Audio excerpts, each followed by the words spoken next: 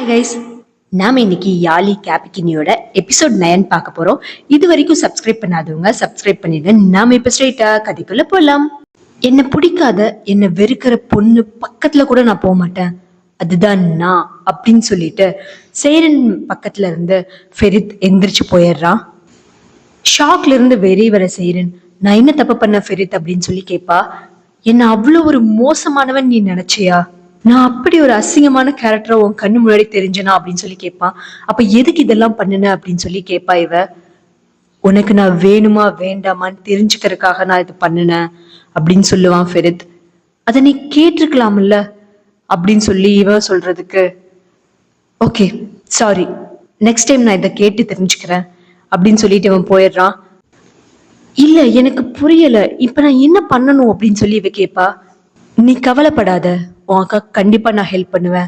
இவ்வளோ நாள் நீ என் கூட வாழ்ந்ததுல என்னை பத்தி கொஞ்சமாவது தெரிஞ்சிருந்தா கூட, இனி கேட்காம விட்டுருந்தாலும் நான் இந்த ஹெல்ப் உனக்கு கண்டிப்பா பண்ணிருப்பேன். நீ என்னை பத்தி புரிஞ்சுக்கிட்டது அவ்வளவுதான் அப்படின்னு சொல்லி இவன் சொல்றான். ஹோ, இப்ப எல்லா தப்பும் என் மேல, நான் தான் தப்பானவன், நீ ரொம்ப நல்லவன் அப்படித்தானே அப்படின்னு சொல்லி இவ கேக்குறதுக்கு, நீதான் என்னை இந்த நிலைமைக்கு கொண்டு வந்து விட்ட சைரன். ஓகே, எல்லாத்தையும் நானே ஏத்துக்கிறேன் அப்படின்னு சொல்லிட்டு இவ போய் தூங்க போறா.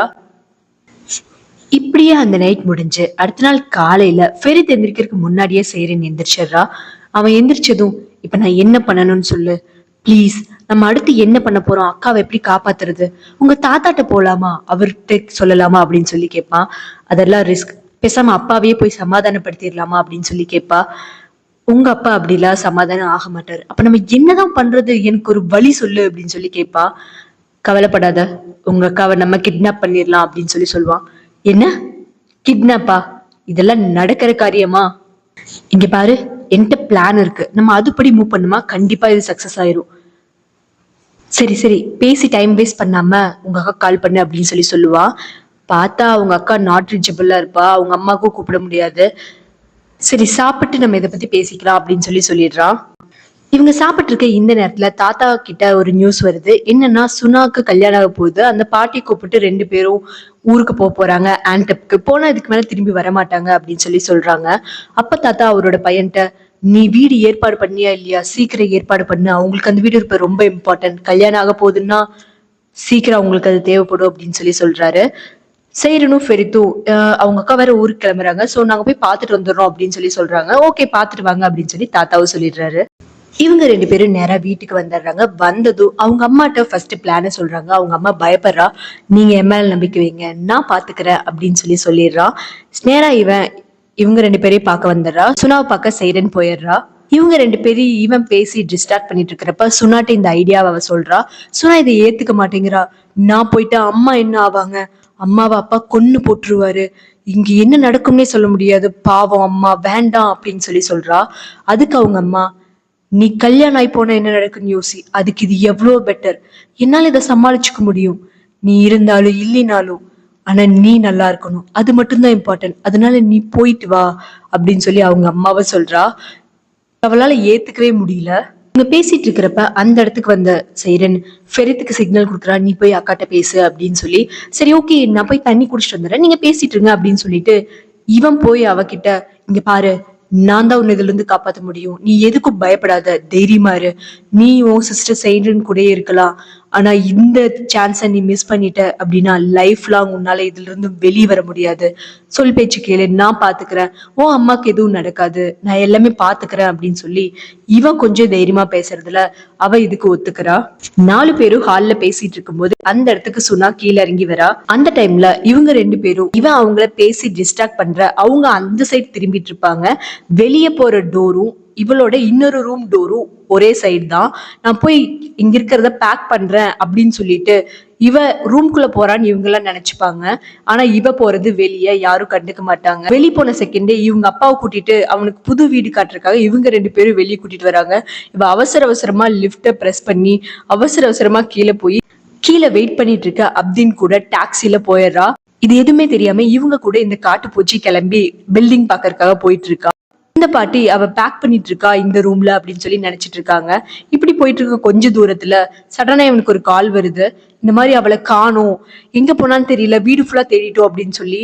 இவன் அப்படியா, சரி சரி நான் திரும்ப வந்துடுறேன் இருங்க அப்படின்னு சொல்லி ரொம்ப நார்மலா இவங்களுக்கு தெரியாத மாதிரி இவங்க கிட்ட காட்டிக்காத மாதிரி அங்கிருந்து கிளம்பிடுறான். இவங்களுக்கு செம்ம ஹாப்பி, நல்ல வேலை நம்மளுக்கு தெரியாது கூடாதுன்னு நினைக்கிறாங்க, இதுதான் நம்மளுக்கு கிடைச்ச கேப், நம்ம எஸ்கேப் ஆயிடலாம் அப்படின்னு சொல்லி இவங்க வராங்க. அப்தின் நேரா கூட்டிட்டு போறது பெலின் வீட்டுக்கு தான். சுனாக்கு அங்க கம்ஃபர்டபுளாவே இல்ல, இருந்தாலும் ஓகேன்னு அவ இருக்கிறாங்க.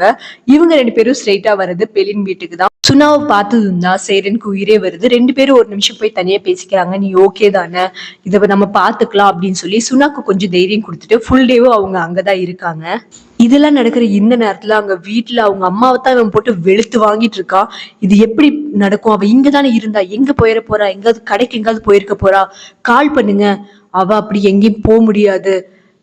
சரி நம்ம வேணா சேரன் கிட்ட கேட்டு பாக்கலாமா அப்படின்னு சொல்லி, சேரனும் மாப்பிள்ளையும் ஏன் கூட தான் இருந்தாங்க, அவங்களுக்கு இதை பத்தி எதுவும் தெரியாது, யார்ட்டி போவேனா, நம்மளே அவளை கண்டுபிடிக்கலாம் அப்படின்னு சொல்லி இவங்க முடிவு எடுக்கிறாங்க. இதுல கஷ்டப்படுறது பாவம் அவங்க அம்மா மட்டும்தான். பெரித்தோட பிளான் என்னன்னா, பெலின் எப்பவுமே ஏறி வந்த பேக் சைட் ஸ்டார்ஸ் வழியா அவளை மேல கூட்டிட்டு போயிடலான்னு. பட் சொன்னா என்னால முடியாது, எனக்கு அதெல்லாம் பயம், நான் அந்த வழியில வர முடியாது அப்படின்னு சொல்றா. இங்க பாரு, அது மட்டும் தான் இருக்கிற ஒரே வழி, நைட் டைம்ல யாருக்கும் தெரியாம வர்றதுக்கு வேற வழி இல்ல அப்படிமா. இல்ல என்னால முடியாதுன்னு இவ சொல்லிட, சரி ஓகே நம்ம வேற ஏதாவது பிளான் பண்ணலாம் அப்படின்னு சொல்லி எல்லாரும் உட்காந்து யோசிக்கிறாங்க. இப்படியே நைட் ஆகிட ஃபுட் கூட ஆர்டர் பண்ணியாச்சு. இந்த காட்டுப்பூச்சிக்கு என்னடானா ப்ரெஷர் செக் பண்ணிட்டு இருக்காங்க. அவனோட ப்ரெஷர்ல ஹை பிபில இருக்கான். அவனால முடியல, எங்கடா போனா இவ இன்னும் வரல, அவ எப்படியும் வந்துருவான்னு நினைச்சிட்டு இருக்கான். ஆனா இவ இன்னும் வராதனால இவங்களால ஒண்ணுமே பண்ண முடியல. அவனுக்கும் ஒண்ணு பதிலும் சொல்ல முடியாம ரொம்பவே குழப்பத்தில் இருக்காங்க. ஃபெரிட் சர்னா ஒரு ஐடியா வருது. சரி ஓகே இதை பண்ணிடலாம் அப்படின்னு சொல்லி முடிவு பண்ணி இவங்க 2 பேரும் அங்கிருந்து கிளம்புறாங்க. அந்த நைட்டு எப்படி இவங்க 2 பேரும் வீட்டுக்கு வந்துற அந்த டைம்ல மேல வர இந்த லூசு பைய யூசப் ஃபெரித் பாத்ரூம் போன டைம்ல பின்னாடி வெளியா வந்து பேசுறான். ஆன்ட ஃபுல்லா சுனாக்கு கல்யாணம் பேசுறாங்க, அது உண்மையா அப்படின்னு சொல்லி கேட்பான். இங்க பாரு, என் அக்கா கல்யாணம் நடக்க போறது இல்ல, இப்படிவாதான் என்கிட்ட வந்து பேசுவியா, எனக்கு உங்ககிட்ட பேசவே பிடிக்கல, ஒழுங்கா இங்கிருந்து போயிரு, ஃபெரித் பார்த்தா என்ன ஆகும் தெரியுமா அப்படின்னு சொல்லி சத்தம் போட்டு கீழே அனுப்பி விட்டுறா. இந்த டைம்ல காஃபி போட வந்த அப்தின் அந்த ரூம்ல இருக்கிற சுனா கிட்ட பேசுறா.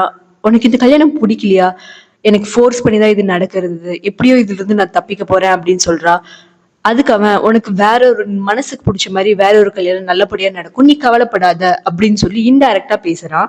இப்படியே காலையில ஆகிட இவங்க 2 பேரும் காலையில சாப்பிட்றதுக்காக கீழே போறப்போ அவங்க அம்மா அப்பாட்ட என்ன சொல்றாங்கன்னா, சைரனுக்கு ரூம்ல கொஞ்சம் சேஞ்சஸ் பண்ணணும், அதுக்காக இன்னைக்கு பர்ச்சேஸ் போலான் இருக்கா, அப்படி சேஞ்சஸ் பண்ணிக்கலாமா அப்படின்னு சொல்லி குல்கன் கிட்ட கேக்குறா. அதுக்கு ஆர்கன், இதெல்லாம் ஒரு விஷயமாமா, நீ உனக்கு பிடிச்ச மாதிரி நீ எப்படி மாத்தணும்னு நினைக்கிறியோ அப்படி மாத்திக்கோ அப்படின்னு சொல்லி பெர்மிஷன் கொடுத்துட்றான். இவங்க நேரா போறது ஒரு கார்பெட் ஸ்டோருக்கு தான். அங்க போயிட்டு இவங்க பிளான் என்னன்னா, அங்க ஒரு பெரிய சைஸ் கார்பெட் வாங்குறாங்க. அந்த கார்பெட்டை வீட்டுக்கு கொண்டு வரப்போ அதுல சுனா வச்சு கொண்டு வந்து அப்படியே மேல கொண்டு போய் சுனாவை இவங்க ரூமுக்கு கூட்டிட்டு போயிடலான்னு பிளான் பண்றாங்க. சொன்னபடியே சுனாவும் அங்க வந்துடுறா. வந்ததும் ஒரு கார்பெட் சூஸ் பண்ணிடுறாங்க. அந்த கார்பெட் கொண்டு வரக்குன்னு ஒரு வண்டி இருக்கு. அந்த வண்டியில சுனாவும் அபியும் ஏறிடுறாங்க. வீட்டுக்கு போனா பிளான் பண்ணபடியே சுனா அந்த கார்பெட்குள்ள இருக்கா. இந்த டைம்ல அபி அத பத்திரமா கீழே இருக்க இன்னொரு ஆள் பிடிச்சு அது பத்திரமா கொண்டு போய் மேல வைக்கிறாங்க. மேல வச்சது எல்லாரும் ரூம் விட்டு வெளியே போயிடுறாங்க. சடனா அதை ஓபன் பண்ணி வெளியே வரப்போதான் இவளுக்கு உயிரே வருது. ஏன்னா அவ்வளவு தூரம் மூச்சிடாம ரொம்ப சிரமப்பட்டுட்டா. மேல வந்ததுக்கு அப்புறம் தங்கச்சிக்கும் அக்காக்கும் பயங்கர குஷி. இதுக்கு நடுவுல இந்த சுனாக்கு முன்னாடி சுனா கம்மன் இருக்காம அவங்க அம்மா நம்பருக்கு கால் பண்ணி, அம்மா நான் நல்லா இருக்கேன், நீங்க ஒரி பண்ணாதீங்க, நான் பத்திரமா சேஃபா தான் இருக்கேன் அப்படின்னு சொல்லிட்டு வச்சிடறா. பட் அவங்க அம்மா போனை வச்சிட்டு இருக்கிறது இந்த காட்டுப்பூச்சி. இந்த நேரத்துல அவன் வீடு பார்க்கலான்னு வந்திருப்பான். இத கேட்ட உடனே அவனுக்கு ஒரு மாதிரி ஆயிருது. அப்ப இவ வேணும்னு தான் இந்த கல்யாணம் வேண்டான்னு ஓடி போயிருக்கா அப்படின்னு சொல்லி தெரிஞ்சுக்கிறான். இதுக்கு அவங்க அம்மாவும் கூட்டுக்களவாணிதான் அப்படின்னு புரிஞ்சுக்கிட்டு இவங்க கிட்ட உண்மையை சொல்லிடுறான். என் பொண்ணு வீட்டை விட்டு போயிட்டா, அவ எங்க இருக்கான்னு தெரியல, தயவு செஞ்சு என்ன கண்டுபிடிச்சு கொடுங்க அப்படின்னு வேற இவங்க கிட்டே சொல்லிட்டா. நேரா வீட்டுக்கு வந்தா பாவம் இவங்கள அடி பின்னி எடுத்துடுறான். இன்னும் கோபத்துலதான் இருக்கான். அந்த அம்மா இவனோட டார்ச்சர்லாம் தாங்க முடியாம ரொம்ப பயத்தில் இருக்காங்க. பிசிக்கலாவும் மென்டலாவும் ரொம்பவே பாதிக்கப்பட்டுட்டாங்க. அவங்களுக்கு திரும்ப திரும்ப வேலை கொடுத்துட்டு இருக்கறனால அதை செய்ய முடியாம, என்னால முடியல, என்னை அடிச்சு கொன்றுங்க, எனக்கு இந்த உயிரே வேண்டாம், நான் சீக்கிரம் சாகணும், எனக்கு இந்த வாழ்க்கையே வேண்டாம், சேரன் நீ எங்க இருந்தாலும் சுனாவை பத்திரமா பாத்துக்கோ, நீங்க 2 பேரும் நல்லா இருந்தா மட்டும் போதும், எனக்கு இந்த வாழ்க்கை வேண்டாம் அப்படின்னு சொல்லிட்டு அழுன்னு அழுகுறாங்க. பாவம் அவங்களாலதான் என்ன பண்ண முடியும். இந்த வார்த்தையை கேட்டதுமே அவனுக்கு புரிஞ்சிருது. ஓகே, இது எல்லாத்துக்கும் சேரன் தான் காரணம் அப்படின்னு சொல்லி அர்த்தம் இல்லாம அங்கிருந்து கிளம்பி நேரா சேரனை பார்க்க போறான். அங்க பெருசா அந்த நேரத்துல ரொம்ப டைம் ஆயிடுச்சு, நைட் ஆயிடுச்சு, யாரும் இல்லாதனால இவன் நேரா சேரன் ரூம் எங்க இருக்குன்னு கேட்பான். மேல இருக்குன்னு சொன்னதுமே மேல போயிருவான். இத அங்க இருக்கிற இந்த யூசப் பாத்துறான். இந்த நேரம் பார்த்து ஃபெரித் இவகிட்ட பேசுறதுக்காக கீழே வந்திருப்பா. இப்ப ரூம்குள்ள தனியா இருக்கிறது அக்காவும் தங்கச்சியும் மட்டும்தான். ரூம் கதவை வந்து இவன் தட்டுறான். அவங்க அப்பா தான் தெரிஞ்சுக்கிட்ட உடனே இவ போய் ஒளிஞ்சுக்கிறா. அப்பா என்ன இந்த நேரத்துல அப்படின்னு சொல்லி கேட்பா. எங்க மாப்பிள்ளைய காணோம் அப்படின்னு சொல்லி கேட்பான் காட்டுப்பூச்சி. இல்ல, அவர் ஒரு வேலையா கீழே போயிருக்காரு. ஓ அப்படியா, அப்ப ரொம்ப நல்லது அப்படின்னு சொல்லிட்டு அடின்னு அடிக்கிறான். அவன் அடிக்கிற அடினா இவளால தாங்கவே முடியல. அவ எங்க, எனக்கு நல்லா தெரியும் நீதான் இது எல்லாத்துக்கும் காரணம்னு, அவ எங்க, உண்மையை சொல்லு, இல்ல என்கிட்ட அடி வாங்கி சாகறியா அப்படின்னு சொல்லிட்டு அடின்னு அடிக்கிறான். கழுத்தை பிடிச்சு நெருக்கவே ஆரம்பிச்சிடுறான். இந்த டைம்ல ஃபெரித்தை தேடி போற யூசப் அவன் தூரத்துல பேசிட்டு இருக்கும்போது இந்த சுல்தான் அவன் கிட்ட எல்லாம் மீறி நடக்க ட்ரை பண்ணுவா. இவன் அவசரமா ஓடி, சேரனோட அப்பா ரொம்ப கோவமா வந்திருக்கான், நீ இன்னும் ரூம்ல இல்லைங்கிறதுனால அவங்களுக்கு வசதியா போயிரும், அங்க என்ன வேணாலும் நடக்கும், சீக்கிரமா போ அப்படின்னு சொல்லுவான். இவன் அடிச்சு புடிச்சு மேல போவான். அந்த டைம்ல இவன் இன்னும் கழுத்தை நெரிக்க ஆரம்பிச்சு அவளோட மூச்சு விட முடியாத அளவுக்கு அவ ரொம்ப சஃபர் ஆகுறா. இது எல்லாத்தையும் தாங்கிக்க முடியாத சுனா அங்க பக்கத்துல வெயிட் இருக்கும், அந்த வெயிட் எடுத்துட்டு வந்து தலையிலேயே ஒரு போடு போட்டுடுறா. அதை போட்டு அடுத்த செகண்ட் அவன் ரத்த வெள்ளத்தோட அந்த பெட்ல சாஞ்சிடுறான். அப்படியே அவ தங்கச்சி சேரனை கூட்டிட்டு பின்னாடி வரா. இது அத்தனையும் ஃபெரித் பாக்குறான். இதோட அந்த எபிசோட் முடியுது. இதுக்கப்புறம் என்ன நடக்கும் நெக்ஸ்ட் எபிசோட்ல பார்க்கலாம். தேங்க்ஸ் ஃபார் வாட்சிங் ஃப்ரெண்ட்ஸ். Bye by.